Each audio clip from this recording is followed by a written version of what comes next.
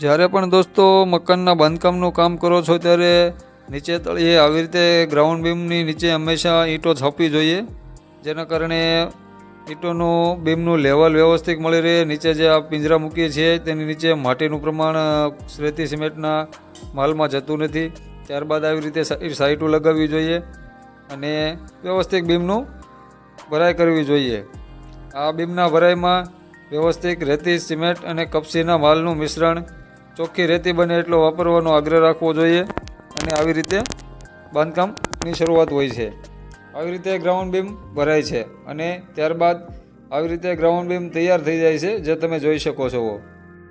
તમારા અનુભવો જરૂરથી કમેન્ટમાં જણાવજો અને જો કંઈ આ કામ તમને યોગ્ય લાગે અથવા કંઈ ખરાબ લાગે તો જરૂરથી કમેન્ટ કરજો કે ભાઈ આમાં શું શું ભૂલ છે, અમે પણ સુધારા કરી શકીએ। ફરી વખત નવા વિડીયો સાથે મળીશું।